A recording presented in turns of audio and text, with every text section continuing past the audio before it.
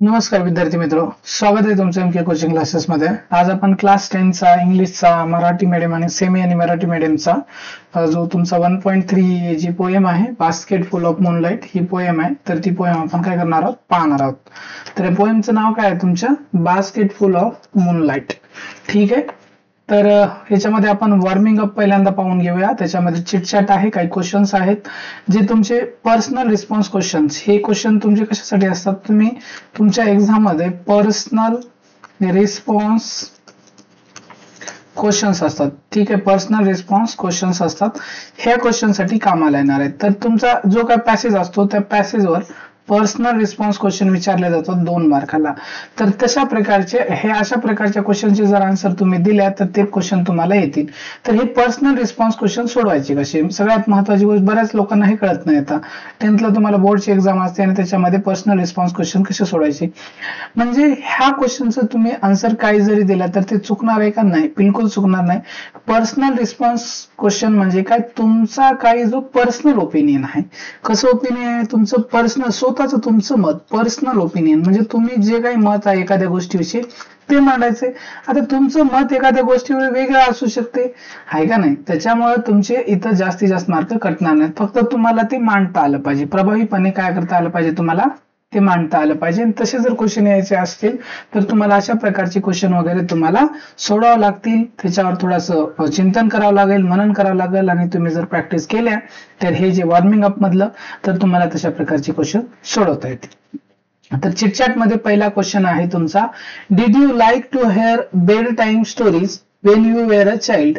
पहा, bedtime story, जेव्हा तुम्ही रात्री संध्याकाळी झोपत असता, झोपताना संध्याकाळी झोपता झोपता तुमची आजी आहे का नाही, आजी म्हणजे तुमची ग्रँड मदर आहे का नाही, आजीला आपण काय म्हणतो, ग्रँड मदर। इंग्लिशचे शब्द पण मी सांगतो कारण तुम्ही सेमी आणि इंग्लिश सेमी आणि मराठी मीडियम वाल्यांची इंग्लिश थोडी कच्ची असते। तर ग्रँड आहे का नाही, हे इथं ग्रँड मदरची spelling GRAND, grand, grand mother. ठीक आहे, ग्रँड मदर, ग्रँड मदर म्हणजे आजी तुमची। ठीक आहे, ग्रँड मदर, मदर म्हणजे आई, ग्रँड मदर म्हणजे आजी।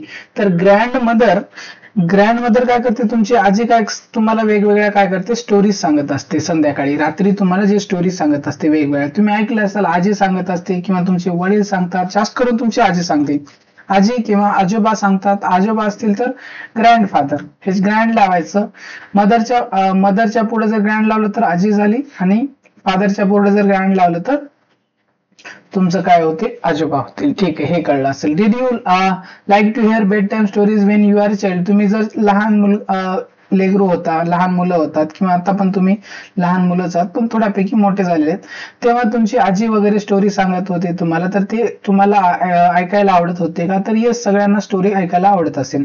ठीक आहे, त्याच्यानंतर next question, who usually told you the bed time stories, तर तुम्हाला सामान्यतः, युजली म्हणजे सामान्यतः तुम्हाला कोण स्टोरी सांगायचं असं, तर मोस्टली तुमची जी आजी आहे, कोण सांगत असते, आजी सांगत असते, आजी किंवा आजोबा सांगत असतात, आजी आजोबा सांगत असतात, एखाद्या वेळेस तुमची आई पण सांगू शकते, वडील पण सांगू शकतात। अगोदर हे स्टोरीज वगैरे सांगायचं प्रमाण जास्त होतं, आता ह्या स्टोरीज पण नाहीशा होत चालल्यात, कारण एक तर आजी आजोबांना पण स्टोरी येत नाहीत आताच्या, आणि दुसरी महत्वाची गोष्ट, आता कोणाकडे टाइम नाही, सगळे लोक मोबाईलवर, युट्यूबवर, अशा तशा मोबाईल, युट्यूब, इंस्टाग्राम, ट्विटर अशा प्रकारच्या गोष्टी बघत आहेत, गेम खेळत आहेत, त्याच्यामुळे हे कोणी स्टोरी बिरी ऐकत नाहीत।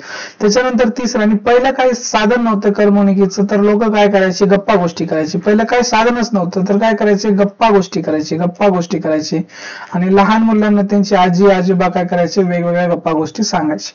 तर पहा, तिसरा question, why did you like them, why did you like them म्हणजे ते तुम्हाला का आवडायचे, पुढे पहा।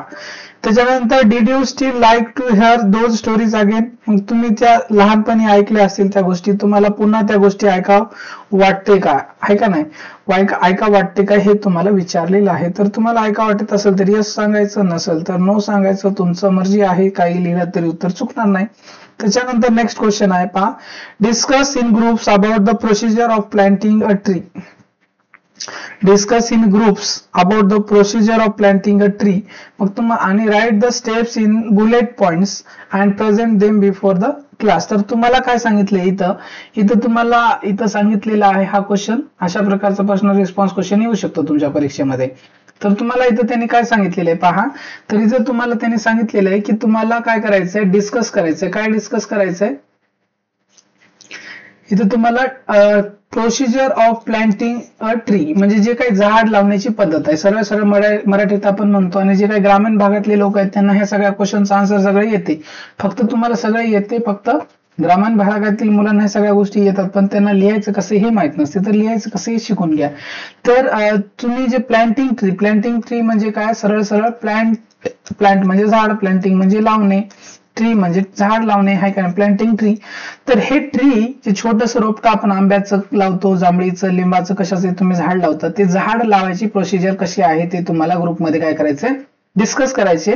आणि त्याच्यानंतर write the steps in bullet points and present them before the class. आणि बुलेट पॉइंट मध्ये लिहायचं ते आणि तुम्हाला क्लासच्या पुढे सांगायचं कसं कसं लावायचं. तर पहिला बुलेट पॉइंट, दुसरा, तिसरा असं लिहायचंय.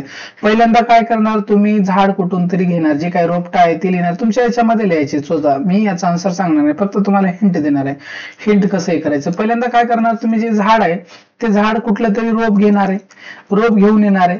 त्याच्यानंतर रोप काय करणार आहे तुम्ही, मग काय तुम्हाला जिथं कुठे शाळेत लावायचंय, कुठं घरी लावायचंय, शेती लावायचंय, तिथे काय करणार मग घेऊन जाणार ते रोप, खड्डा करणार, त्या खड्ड्यामध्ये ते रोप लावणार, त्याच्यानंतर पाणी वगैरे टाकणार. अशा प्रकारची झाड लावण्याची काय आहे तुमची पद्धत आहे. याच्यामध्ये दुसरे 1-2 पॉईंट काय करू शकता, ऍड करू शकता आणि आन्सर तुम्ही मोठं बनवू शकता, वाढवू शकता. हे तुम्हाला माहिती आहे सगळ्यांना, याचा आन्सर येते. त्याच्यानंतर डिस्कस इन पेअर्स म्हणजे जोडीनं.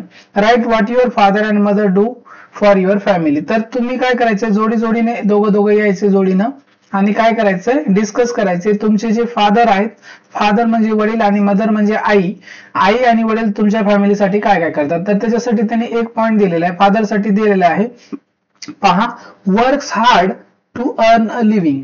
Works hard to earn a living म्हणजे तुमचे फादर काय करतात, पहिला पॉइंट त्यांनी दिलेला आहे की काय करतात, कष्ट करतात, खूप काय करतात, मेहनत करतात. खूप काय करतात तर मेहनत करतात, खूप कष्ट करतात. काय करतात, खूप कष्ट करतात, खूप मेहनत करतात. कशासाठी कष्ट मेहनत करतात, पैसे कमवण्यासाठी काय करतात, मेहनत करतात. Works hard to earn a living. तुम्हाला काही जे काही तुमचे काही इच्छा असतील, कपडे घेऊन देणे, जेवायला मिळून देणे, रेंट भरणे, किंवा तुमचं लाईट बिल असेल, भाडं असेल, पेपरचं बिल, सगळ्या गोष्टी तुम्हाला भेटण्यासाठी सगळ्या गोष्टीचे पैसे त्यांना द्यावे लागतात. त्यासाठी त्यांना पैसे कमवावे लागतात. त्यासाठी ते दिवस रात्र काय करत असतात, मेहनत करत असतात. ते आहे. त्याच्यानंतर दुसरं काय करतात, तुमचे फादर एखादा बिझनेस करत असतील, ते बिझनेस विषयी माहिती सांगा. कोणता बिझनेस करतात ते सांगा. त्याच्यानंतर तुमचा अभ्यास घेत असेल तर ते सांगा. तुमचे फादर जे तुमच्यासाठी आता पहा, ह्याचं वेगवेगळ्या लोकांचं वेगवेगळं आन्सर असणार. तुमचे फादर काय काय करतात, works hard to earn a living. त्याच्यानंतर एखादा बिझनेस करत असेल तर ते लिहा. तुमचा अभ्यास घेत असतील ते सांगा. काय ऑटो रिक्षा चालत असतील ते सांगा. काय करत असतील ते तुम्ही तुमच्या फादर विषयी 4-5 पॉईंट मध्ये लिहायचं. आणि तुम्ही जे काय लिहिलेलं आहे तुमच्या फादर विषयी त्याचा आन्सर बरोबर असणार, काय चुकणार नाही. मदर विषयी माहिती लिहायचं. तुमची मदर काय करते तुमच्यासाठी, कीप द हाऊस क्लीन करते.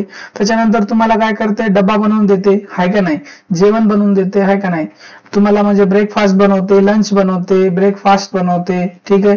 Make breakfast for you. त्याच्यानंतर लंच बनवते, दुपारचा लंचचा बॉक्स देते तुम्हाला. त्याच्यानंतर रात्रीला डिनर, सकाळचं जेवण असतं त्याला ब्रेकफास्ट म्हणतो आपण, दुपारचं जेवण असतं त्याला लंच म्हणतो, लंच ब्रेक म्हणतो ना.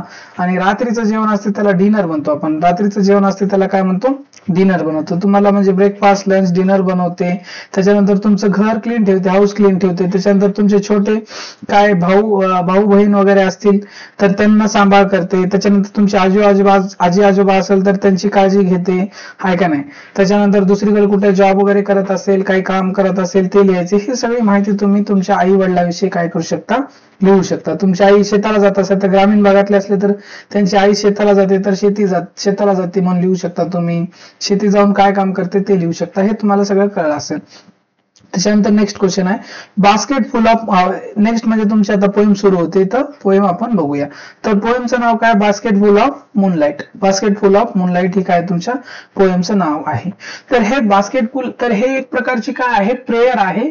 आणि ठीक आहे, एक प्रकारची प्रेयर बघूत आपण, प्रेयर आहे, ठीक आहे. ओ मून आणि कोणाकडे प्रेयर केलेली आहे, प्रेयर म्हणजे प्रार्थना केलेली आहे, प्रेयर ही प्रार्थना केलेली आहे. कोण केलेली आहे?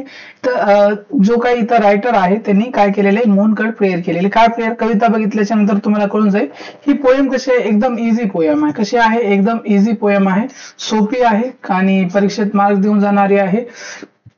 या परीक्षेवर बरेच क्वेश्चन आलेले आहेत तुमच्या परीक्षेमध्ये, त्याच्यामुळं काळजीपूर्वक लक्ष द्या आणि समजून घ्या आणि समजण्यासाठी काही अवघड नाहीये तुम्हाला. ठीक आहे, तर हे कळलं असेल तुम्हाला. ठीक आहे, तर पाहूया आपण. तर हा काय आहे? ओ मून. ओ मून म्हणजे ए मून म्हणजे मून म्हणजे काय? मून म्हणजे काय? चंद्र. तुम्हाला माहित आहे मून म्हणजे काय? चंद्र. म्हणजे चंद्राला केलेली ही प्रार्थना आहे. ओ मून म्हणजे हे चंद्रा. ओ मून म्हणजे काय? ओ मून म्हणजे हे चंद्रा. Give me moonlight. मला काय दे? मूनलाइट म्हणजे चंद्राचा प्रकाश दे. Give me moonlight basket full और 2 baskets full with seeds of moonlight. म्हणजे हा इथं काय करतात लेखक, काय करतात, चंद्राला एक प्रार्थना करतात. हे चंद्रा, हे चंद्र देवा, मला काय करते, मला काय करतो, बास्केट फुल किंवा एक बास्केट फुल म्हणजे बास्केट म्हणजे तुम्हाला बास्केट वापरायच्या अगोदर लोक बास्केट असतात. ठीक आहे, ते एक बास्केट किंवा 2 बास्केट काय करतो, मला चंद्राचा प्रकाश दे विथ सीड्स ऑफ मूनलाइट. म्हणजे सीड्स दे मला. सीड्स माहिती आहे तुम्हाला? सीड्स म्हणजे बिया. सीड्स सगळ्याला माहित आहे, खेडेगावातले लोक आहेत त्यांना तर सगळ्यांना माहितच असणार आहे. सीड्स म्हणजे बिया, कशाच्या पण बिया, ज्या बिया आपण टाकतो आणि त्याच्यानंतर प्लांट होते.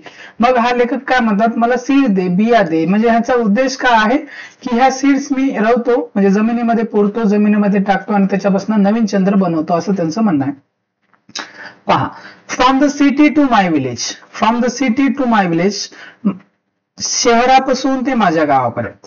From the city to my village याचा अर्थ काय? शहरापासून ते माझ्या गावापर्यंत. On the sides of the path I want to saw many small small moons of light. तर इथं लेखकाला काय वाटते, म्हणजे चंद्राकडनं काय घेणार आहे तो? चंद्राकडनं सीड्स घेणार आहे. बास्केट फुल ऑफ मूनलाइट आहे का नाही, 1 किंवा 2 बास्केट फुल मूनलाइटचे सीड्स घेणार आहे. काय घेणार आहे? सीड्स घेणार आहे. आणि ह्या सीड्स लेखक घेऊन काय करणार आहेत? सिटी पासून आहे का नाही, सिटी पासून ते विलेज पर्यंत, सिटी पासून ते विलेज पर्यंत काय करणार आहेत? सो करणार आहेत. काय करणार आहेत? सो करणार आहे. सो म्हणजे काय? सो म्हणजे जमिनीमध्ये पुरणार आहे. जमिनीमध्ये काय टाकणार आहे? जमिनीत टाकणार आहे. का टाकणार आहेत? I want to sow many small small moons of light. का? त्याच्या मागचं कारण बघा. The whole village goes to the city daily to work. का? कारण द होल विलेज म्हणजे पूर्ण, होल म्हणजे पूर्ण आणि विलेज म्हणजे गाव. Goes to the city daily to work म्हणजे पूर्ण गाव, हे पूर्ण गाव काय करते? शहरामध्ये जाते. शहरामध्ये कशासाठी जाते? Goes to the city daily work. To daily work करण्यासाठी, काम करण्यासाठी. जे गावातले सगळे लोक आहेत, गावातले सगळे लोक कुठं जातात? शहरामध्ये जातात. आणि शहरामध्ये कशासाठी जातात? काम करण्यासाठी जातात. शहरामध्ये दररोज काम करण्यासाठी जातात. It becomes dark. It becomes dark म्हणजे अंधार. डार्क म्हणजे काय? It becomes dark on it's way back as my village is quite फार. म्हणजे जेव्हा हे सगळे लोक कुठून? विलेजहून हे लोक कुठे जातात? हे विलेजचे लोक जातात सिटीमध्ये. कुठे जातात? सिटीमध्ये. विलेज मधून लोक सकाळी सकाळी निघतात. अर्ली इन द मॉर्निंग सकाळी सकाळी मॉर्निंगला निघतात जेव्हा उजळलेलं नसते. आणि संध्याकाळी रात्री येतात. कधी येतात? रात्री, नाईटला येतात आणि तेव्हा सगळं अंधार झालेला असते, है का नाही. It becomes dark on it's way back as my village is quite फार. का?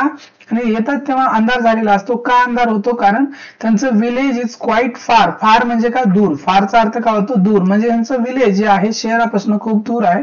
तेव्हा ह्याचे गावातले जे लोक काम करायला जातात आणि वापस घराकडे येतात तर तेव्हा खूप अंधार झालेला असतो. The route is tough. जे काही रूट म्हणजे रस्ता, टफ म्हणजे हार्ड. ठीक आहे. The route is tough and full of snakes and scorpions. जे काही रस्ता आहे ते कसा आहे? एकदम टफ आहे आणि त्या रस्त्यामध्ये खूप सारे काय फुल ऑफ काय दिलेले पहा. 1 मिनिट हे मी मिटवतो. पहा, the route is tough and full of snakes and scorpions. Snakes म्हणजे साप. स्नेक्स म्हणजे काय? साप. स्नेक म्हणजे काय? खूप सारे साप आहेत. स्कॉर्पियन्स म्हणजे विंचू. स्कॉर्पियन्स म्हणजे काय? विंचू. खूप सारे विंचू. म्हणजे जे काही रस्ता आहे त्या रस्त्यावर खूप सारे साप आहेत आणि विंचू आहेत ज्या रस्त्यावर. आणि अंधार असेल तर ते अंधारामध्ये जे लोक त्यांच्या गावातले येत असतील तर त्यांना चालू शकते. त्याच्यासाठी लेखकाला काय पाहिजे? बास्केट फुल ऑफ मूनलाइट पाहिजे, जेणेकरून ते रस्त्याच्या दोन्ही बाजूंना काय करेल? सॉ करेल आणि त्याच्यामुळे तो रस्ता काय होईल? प्रकाशमान होईल चंद्राच्या उजेडाने. ठीक आहे. आणि त्यामुळे लोक लवकर येऊ शकतात. त्याच्यानंतर पुढे पहा लेखक काय म्हणतात, neither bus nor cart flies. बस म्हणजे आपली जी काही बस आहे ते तुम्हाला माहित आहे, शहरामध्ये बस, शहरातनं विलेजला, गावातनं शहरात, शहरातनं गावात जाते बस, एसटी बस. बस म्हणजे एसटी आपली, ठीक आहे, एसटी म्हणतो आपण त्याला.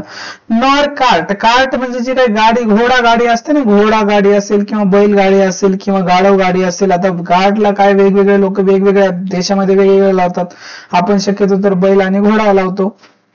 नादर बस नॉर कार्ट फ्लाईज. फ्लाईज म्हणजे जाणे, ट्रॅव्हल रेग्युलरली ओव्हर अ रूट. म्हणजे आता जसे आपले ऑटोवाले असतात, ऑटोवाले, घोडागाडीवाले, एका जागून समजा आता एक गाव आहे का नाही, हे विलेज आहे, हे विलेज पासन सिटी पर्यंत नेतात हे लोक, सिटी पर्यंत नेतात आणि सिटी पासून विलेज पर्यंत घेऊन जातात, नेणे आणण्याचं काम करतात. ऑटो असेल, घोडागाडी असेल, बस असेल. Neither bus nor cart flies when my father returns home I am asleep.